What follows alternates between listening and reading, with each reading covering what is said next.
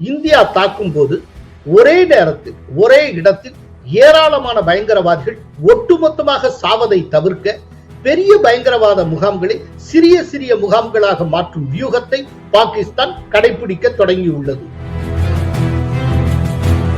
நேற்று இரவு ஒரே நேரத்தில் 477 ட்ரோன்கள் 60 ஏவுகணைகளை சரமாரியாக வீசி உக்ரைனை உலுக்கியது Russia. Kolahalas TV YouTube channel, இது வாய்மையின் எக்காலம். பாகிஸ்தான் மீண்டும் உதைவாங்க தயாராகிவிட்டது போல் தெரிகிறதே. வணக்கம் நண்பர்களே. பாகிஸ்தானுக்கு நேரம் சரியில்லை, மீண்டும் உதைவாங்க தயாராகிவிட்டது. தனது தவறை எப்போதும் திருத்திக் கொள்ளாத பாகிஸ்தான் மீண்டும் தவறு செய்ய தொடங்கிவிட்டது. ஆபரேஷன் சிந்தூர் மூலம் நிர்மூலமாக்கப்பட்ட பயங்கரவாத முகாம்களை மீண்டும் பாகிஸ்தான் கட்டி வருவதாக தகவல்கள் வெளியாகி உள்ளன. பாகிஸ்தான் ராணுவம், அந்த நாட்டின் உளவு அமைப்பான ISI மற்றும் பாகிஸ்தான் அரசு ஆகியன இந்த மறுகட்டமைப்புக்கு தேவையான நிதி உதவி உள்பட பிற உதவிகளை வழங்கி வருவது உளவுத்துறை தகவல்கள் மூலம் தெரிய வந்துள்ளது. IMF மூலம் பாகிஸ்தானுக்கு வழங்கப்பட்ட நிதி உதவி பயங்கரவாதிகளுக்கு போய் சேர்ந்து கொண்டிருக்கிறது.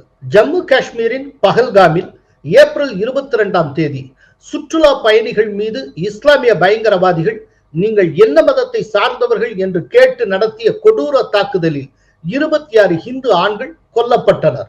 இதைத் தொடர்ந்து பாகிஸ்தான் மற்றும் பாகிஸ்தான் ஆக்கிரமிப்பு காஷ்மீர் பகுதிகளில் அமைந்திருந்த 9 பயங்கரவாதிகள் முகாம்கள் மீது மே 7ஆம் தேதி ஆபரேஷன் சிந்தூர் அதிரடி தாக்குதலை இந்தியா மேற்கொண்டது. இதில் ஜெய்ஷ் இ முகமது, லஷ்கர் இ தொய்பா, ஹிஸ்புல் முஜாஹிதீன், தி ரெசிடென்ஸ் ஃப்ரண்ட் உள்பட பயங்கரவாத அமைப்புகளுக்கு சொந்தமான 9 முகாம்கள், குறிப்பாக அவற்றின் தலைமையகங்கள் தகர்க்கப்பட்டன.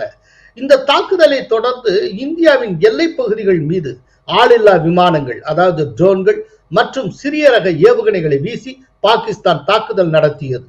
பாகிஸ்தானின் தாக்குதலுக்கு பதிலடியாக போர் விமானங்கள் மூலமும் ஏவுகணைகளை வீசியும் இந்தியா தாக்குதல் நடத்தியது.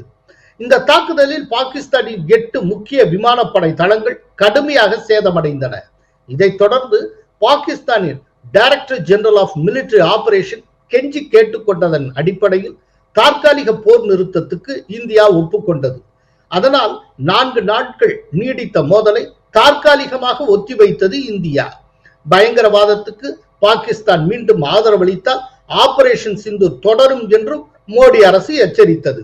साथियों, एक और बात मैं यहां साफ कहना चाहूंगा कि ऑपरेशन सिंदूर अभी खत्म नहीं हुआ है। जो कुछ भी हुआ है वह सिर्फ एक ट्रेलर मात्र था। अब जब समय आएगा, जब भी सही समय आएगा, तो हम पूरी पिक्चर भी दुनिया को दिखाएंगे. இந்நிலையில் இந்தியாவின் தாக்குதலில் சேதமடைந்த பயங்கரவாத முகாம்கள் மற்றும் விமானப்படை தளங்களை மறுகட்டுமானம் செய்யும் பணிகளை பாகிஸ்தான் தீவிரப்படுத்தி உள்ளது. இதனை நமது உளவு அமைப்புகள் கண்டுபிடித்துள்ளன. இந்தியா பாகிஸ்தான் இடையிலான எல்லை கட்டுப்பாட்டு கோடு பகுதியில் அடர்ந்த வனப்பகுதிகளில் அதிநவீன தொழில்நுட்ப வசதிகளுடன் கூடிய சிறிய அளவிலான பயங்கரவாத முகாம்கள் மற்றும் பயிற்சி முகாம்களை மீண்டும் கட்டமைக்க பயங்கரவாத அமைப்புகளுடன் பாகிஸ்தான் உளவு பிரிவான ISI பணியாற்றி வருவதாக உளவு தகவல்கள் தெரிவிக்கின்றன. கண்காணிப்பு மற்றும் வான்வெளி தாக்குதலில் இருந்து தப்பிப்பதற்காக இத்தகைய அடர் வனப்பகுதிகளில் முகாம்கள் அமைத்து வருகின்றனர் என்று உளவுத்துறை வட்டாரங்கள் கூறுகின்றன. ரேடார் மற்றும் செயற்கைக்கோள் கண்காணிப்பில் இருந்து மறைவதற்கு ஏற்ற தொழில்நுட்ப வசதிகளுடன் கூடிய பயங்கரவாத முகாம்கள் Luni, Butwal, type post, Jameela post, ஜங்லோரா ஆகிய பகுதிகளில் அமைக்கப்பட்டு வருகின்றன. இவை தவிர கேல், ஷார்தி, துனியால், ஆத்முகம், ஜூரா, லிபா பள்ளத்தாக்கு, பச்சிமன் சமன், தண்ட் பாணி, நையாலி, ஜான்கோட், சஹோட்டி, நிகை, கஹுதா ஆகிய 13 இடங்களில் பயங்கரவாத பயிற்சி முகாம்கள் மீண்டும் உருவாக்கப்பட்டு வருகின்றன. ஆபரேஷன் சிந்தூர் மூலம் நிர்மூலமாக்கப்பட்ட பாகிஸ்தானின் ரேஞ்சர்ஸ் படை சாவடிகள், 4 பயங்கரவாத பயிற்சி முகாம்கள் ஆகியன மீண்டும் கட்டமைக்கப்பட்டு வருகின்றன. இந்தியா தாக்கும் போது ஒரே நேரத்தில் ஒரே இடத்தில் ஏராளமான பயங்கரவாதிகள் ஒட்டுமொத்தமாக சாவதை தவிர்க்க பெரிய பயங்கரவாத முகாம்களை சிறிய சிறிய முகாம்களாக மாற்றும் வியூகத்தை பாகிஸ்தான் கடைபிடிக்க தொடங்கியுள்ளது. ஒவ்வொரு சிறிய முகாமும் சிறப்பு பெற்ற பாகிஸ்தான் ராணுவ வீரர்களால் கண்காணிக்கப்படும். ரேடார் அமைப்புகள் மற்றும் ட்ரோன் எதிர்ப்பு தொழில்நுட்பங்களுடன் அந்த வீரர்கள் செயல்படுவார்கள். பயங்கரவாத முகாம்களை மறுகட்டமைப்பு செய்வது தொடர்பாக பாகிஸ்தானின் பகவல்பூரில் உயர்நிலை கூட்டம் அண்மையில் நடைபெற்றது என்பதை இந்திய உளவு அமைப்புகள் உறுதிப்படுத்தி உள்ளன. பயங்கரவாத முகாம்களை மீண்டும் கட்டமைப்பதற்கு தேவையான நிதி மற்றும் மனித வளத்தை அளிக்க அந்த கூட்டத்தில் ISI உறுதி அளித்ததும் தெரிய வந்துள்ளது. பயங்கரவாத முகாம்களை பாகிஸ்தான் புதுப்பித்து வரும் நிலையில் நமது பாதுகாப்புத்துறை செயலர் RK சிங் கடும் எச்சரிக்கை விடுத்திருக்கிறார். பயங்கரவாதிகளுக்கு எதிரான நடவடிக்கைகளில் கையாளப்பட்ட சகிப்புத்தன்மை முடிவுக்கு வந்துவிட்டது. இனி பயங்கரவாதிகள் கடுமையாக தாக்கப்படுவார்கள் என்று அவர் எச்சரிக்கை விடுத்தார். டெல்லி நிகழ்ச்சி ஒன்றில் பேசிய அவர் பயங்கரவாதிகளை பாகிஸ்தான் சொத்தாக கருதுகிறது.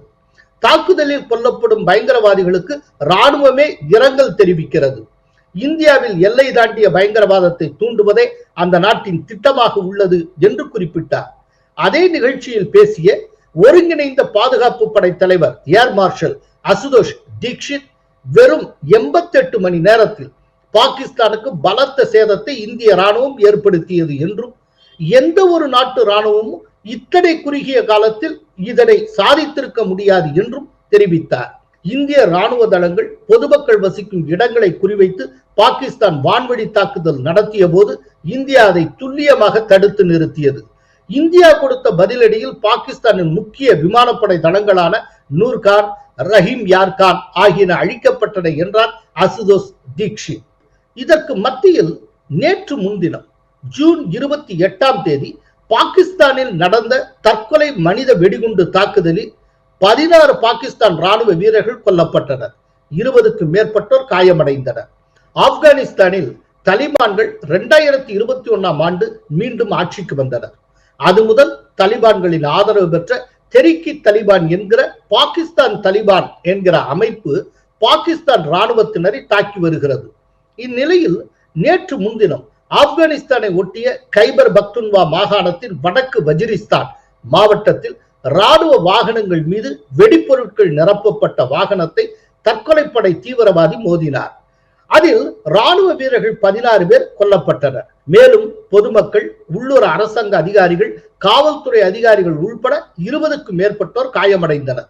இது தொடர்பாக செய்தியாளர்களிடம் பேசிய பெயர் வெளியிட விரும்பாத உள்ளூர் அதிகாரி ஒருவர், ஒரு தற்கொலைப்படை தீவிரவாதி வெடிப்பொருட்கள் நிரப்பப்பட்ட வாகனத்தை ராணுவ வாகனங்கள் மீது மோதினார். அதில் 16 ராணுவ வீரர்கள் கொல்லப்பட்டனர். முந்தைய தாக்குதலின் போது 13 பேர் உயிரிழந்தனர். தற்போது எண்ணிக்கை அதிகமாகி உள்ளது என்று தெரிவித்துள்ளார். இந்த தாக்குதலில் 2 வீடுகளின் கூரைகள் இடிந்து விழுந்தன, 6 குழந்தைகள் காயமடைந்தனர் என்று மாவட்ட காவல்துறை அதிகாரி ஒருவர் தெரிவித்திருக்கிறார். இந்த தாக்குதலுக்கு தெரிக்கி தலிபான் என்கிற பாகிஸ்தான் தலிபானின் ஒரு பிரிவான ஹபீஸ் குல் பகதூர் ஆயுத குழுவின் தற்கொலைப்படை பிரிவு பொறுப்பேற்று இருக்கிறது. கைபர் பக்துன்வா மற்றும் பலுச்சிஸ்தானில் அரசாங்கத்துக்கு எதிராக, அதாவது பாகிஸ்தான் அரசுக்கு எதிராக போராடும் ஆயுத குழுக்களால் இந்த ஆண்டு தொடக்கத்தில் இருந்து இதுவரை நடத்தப்பட்ட தாக்குதல்களில் 290 பேர் கொல்லப்பட்டுள்ளனர். இவர்களில் பெரும்பாலானவர்கள் பாகிஸ்தான் ராணுவத்தினர் என்பது குறிப்பிடத்தக்கது. தற்கொலைப்படை தாக்குதல் தொடர்பாக பாகிஸ்தானின் ராணுவம் விடுத்திருக்கும் செய்தியில், இந்தியாவின் ஆதரவு பெற்ற பயங்கரவாதிகள் ராணுவ வாகனங்கள் மீது வெடிகுண்டு வாகனத்தை மோதி தாக்குதல் நடத்தினர் என்று தெரிவிக்கப்பட்டுள்ளது. இதற்கு மறுப்பு தெரிவித்திருக்கிற இந்திய வெளியுறவுத்துறை செய்தி தொடர்பாளர் ரந்தீர் ஜெய்ஸ்வால், வஜிரிஸ்தானில் 28ஆம் தேதி நடைபெற்ற தற்கொலைப்படை தாக்குதலுக்கு இந்தியா மீது பாகிஸ்தான் ராணுவம் குற்றம் சுமத்தியுள்ளதை நாங்கள் வன்மையாக மறுக்கிறோம் என்று கூறியிருக்கிறார். இந்தியாவுடன் நேரடியாக மோதி ஜெயிக்க முடியாது என்பதை உணர்ந்த பாகிஸ்தான் பயங்கரவாதிகளை இந்தியாவுக்குள் ஊடுருவச் செய்து தொடர்ந்து நிழல் யுத்தம் நடத்தி வருகிறது. வினை விதைத்தவன் வினை அறுப்பான் என்ற பழமொழிக்கு ஏற்ப பாகிஸ்தான் வளர்த்துவிட்ட பயங்கரவாதத்துக்கு பாகிஸ்தானே தற்போது இரையாகி கொண்டிருக்கிறது. உக்ரைனை வறுத்து எடுத்திருக்கிறதே ரஷ்யா. நேற்று இரவு ஒரே நேரத்தில் 477 ட்ரோன்கள் 60 ஏவுகணைகளை சரமாரியாக வீசி உக்ரைனை உலுக்கியது ரஷ்யா. உக்ரைனுக்கு எதிராக ஒரே இரவில் ரஷ்யா நடத்தியுள்ள மிகப்பெரிய பிரம்மாண்டமான தாக்குதல் இதுதான். இந்த தாக்குதலில் 477 ட்ரோன்கள், 60 ஏவுகணைகள் உள்பட 537 வான்வெளி ஆயுதங்களை ரஷ்யா பயன்படுத்தியது. இந்த தாக்குதலில் ஒரு குழந்தை உள்பட 6 பேர் காயமடைந்தனர். இது குறித்து உக்ரைன் அதிபர் ஜெலன்ஸ்கி தனது எக்ஸ் பதிவில் என்ன கூறியிருந்தார் என்பதை பார்ப்போம். இரவு முழுக்க உக்ரைன் முழுவதும் வான்வெளி தாக்குதல் எச்சரிக்கை சைரன்கள் ஒலித்தன. 477 ட்ரோன்கள் மற்றும் பல வகையான 60 ஏவுகணைகள் ஏவப்பட்டன. அவற்றில் பெரும்பாலானவை ரஷ்ய ஈரானிய ஷாஹெட்டுகள். உக்ரைனில் உள்ள அனைத்தையும் ரஷ்யா குறிவைத்தது. ஸ்மிலாவில் உள்ள ஒரு குடியிருப்பு கட்டடமும் தாக்கப்பட்டது, தகர்க்கப்பட்டது. இதில் ஒரு குழந்தை காயமடைந்தது. அவசர உதவிகள் தேவைப்படும் இடங்களில் மீட்பு குழுக்கள் பணியாற்றி வருகின்றன. இந்த தாக்குதலை முறியடிக்கும் முயற்சியில் ஈடுபட்டிருந்த போது எங்களின் F-16 விமான ஓட்டி மஸ்லிம் உஸ்டிமென்கோ துரதிருஷ்டவசமாக உயிரிழந்தார். அவர் 7 ஏவுகணைகளை அளித்தார். அவரது குடும்பத்தினருக்கு எனது இரங்கல். அவரது மரணத்துக்கு காரணமான சூழ்நிலை விசாரிக்கப்பட வேண்டும் என நான் அறிவுறுத்தி உள்ளேன். கடந்த வாரத்தில் மட்டும் 114க்கும் மேற்பட்ட ஏவுகணைகள், 1270க்கும் மேற்பட்ட ட்ரோன்கள் மற்றும் 1100 கிளைடு குண்டுகளை ரஷ்யா வீசியுள்ளது. உலக நாடுகளின் அமைதிக்கான அழைப்புகளை மீறி புட்டின் நீண்ட காலத்துக்கு போரை நடத்த முடிவு செய்திருக்கிறார். இந்த போரை முடிவுக்கு கொண்டு வர வேண்டும். எனவே ரஷ்யா மீது அழுத்தம் தேவை, எங்களுக்கு பாதுகாப்பு தேவை. இதனால் பாலிஸ்டிக் மற்றும் பிற ஏவுகணைகளில் இருந்தும் ட்ரோன்களில் இருந்து பாதுகாக்க உக்ரைன் அதன் வான் பாதுகாப்பை வலுப்படுத்த வேண்டியிருக்கிறது. இதற்காக அமெரிக்க வான் பாதுகாப்பு அமைப்புகளை வாங்க தயாராக இருக்கிறோம். இதற்காக அமெரிக்கா, ஐரோப்பா மற்றும் எங்கள் நட்பு நாடுகளின் ஆதரவையும் விரும்புகிறோம் என்று ஜெலன்ஸ்கி பதிவிட்டிருக்கிறார்.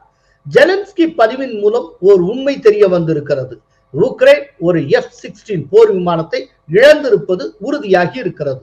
நேற்று இரவு நடந்த மிகப்பெரிய வான்வெளி தாக்குதல் உக்ரைன் முழுவதும் உள்ள பகுதிகளை இலக்காக கொண்டு நடந்தது என்று உக்ரைன் விமானப்படையின் தகவல் தொடர்பு தலைவர் யூரி இக்னாட் தெரிவித்திருக்கிறார். மேலும் இந்த தாக்குதலின் போது ட்ரோன்கள், பாலிஸ்டிக் மற்றும் குரூஸ் ஏவுகணைகள் உள்பட சுமார் 500 வகையான வான்வெளி ஆயுதங்கள் பயன்படுத்தப்பட்டன என்று உக்ரைன் ராணுவம் தெரிவித்திருக்கிறது. இதற்கு முன் ஜூன் 1ஆம் தேதி ஆபரேஷன் ஸ்பைடர் வெப் எனும் பெயரில் 117 ட்ரோன்களுடன் ரஷ்யா மீது தாக்குதல் நடத்தியது உக்ரைன். ரஷ்ய வான்வெளிக்குள்ளேயே ஊடுருவி ரஷ்ய விமான தளங்களை சேதப்படுத்தி 40 ரஷ்ய போர் விமானங்களை அழித்தது உக்ரைன். இப்போது அந்த தாக்குதலுக்கு பழி தீர்த்துக் கொண்டிருக்கிறது ரஷ்யா. இரு நாடுகளும் மாறி மாறி நடத்தி வரும் தாக்குதல்களை பார்க்கும்போது இப்போதைக்கு போர் முடியாது என்றே தோன்றுகிறது. விடாத கருப்பாக விரட்டும் போர்கள் 2 நாடுகளையும் பலவீனமாக்கிவிடும். இது போருக்கான யுகம் அல்ல, வளர்ச்சிக்கான யுகம் என்று புட்டினுக்கு மோடி கூறிய அறிவுரையை இரு நாடுகளும் கேட்டால் நல்லது.